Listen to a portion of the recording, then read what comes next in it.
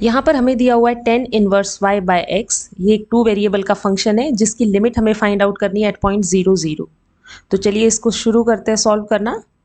तो देखिए ये फंक्शन, इसको हम मान लेते हैं एफ एक्स वाई, और अगर आप इसकी वैल्यू निकालें इस पॉइंट पे 0 0 पे, ठीक है, हमको इसी पॉइंट पे डिस्कस करना है, ठीक है। तो अगर 0 0 हम वैल्यू निकालें तो क्या f 0 0 पे डिफाइंड है, ये होगा tan इनवर्स 0 बाई 0। तो 0 बाई 0 जो टर्म है वो अनडिफाइंड है, that means this is not defined, ठीक है। तो फंक्शनल वैल्यू जो है वो उस पॉइंट पे डिफाइंड नहीं है। आपको क्या करना है, उस पर फंक्शनल वैल्यू नहीं, लिमिटिंग वैल्यू निकालनी है। लिमिटिंग वैल्यू का मतलब होता है कि फंक्शन का नेचर कैसा होगा व्हेन यू आर अप्रोचिंग 0 0, ठीक है।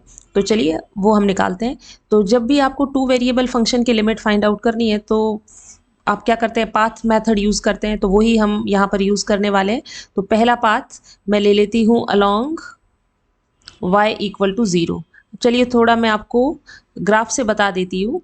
यहाँ पर हमको किस पॉइंट को अप्रोच करना है, 0,0, दैट मीन्स ओरिजिन। तो इस पॉइंट को अप्रोच करना है। पहला मैं पाथ ले रही हूँ, यहाँ पर इनफाइनाइटली मैनी पाथ्स है, ठीक है। किसी भी डायरेक्शन से आप जो है इस पॉइंट को अप्रोच कर सकते हैं। जैसे x इक्वल टू 0 लाइन से आ सकते हैं, y equal to 0 that means x axis के अलॉन्ग आ सकते हैं, y इक्वल टू x जो है लाइन उसके थ्रू आ सकते हैं, y equal to x square parabola के थ्रू आ सकते हैं। तो हमारे पास इनफाइनाइटली मैनी पाथ्स है।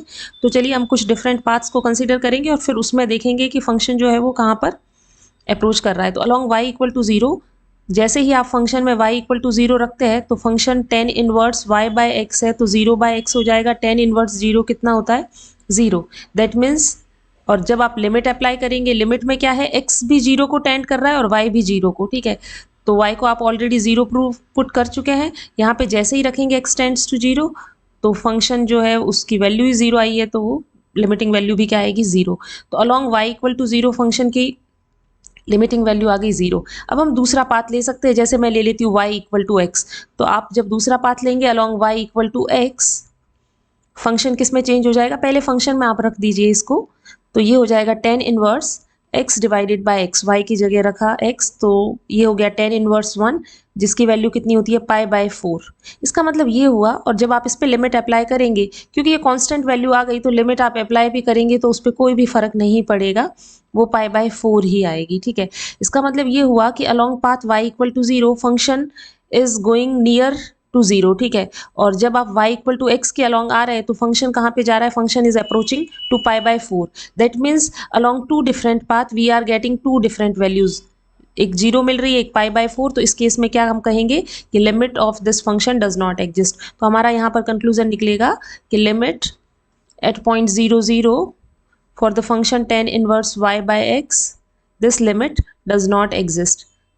तो ये दिखाना कि लिमिट एग्जिस्ट नहीं करती है यूजिंग डिफरेंट पाथ, ये बहुत ही इजी है, ठीक है। कोई भी 2 पाथ आपको ऐसे फाइंड आउट करने हैं जिनके अलॉन्ग डिफरेंट वैल्यूज आए फंक्शन की, तो उससे हम बोल सकते हैं कि limit does not exist. Thank you.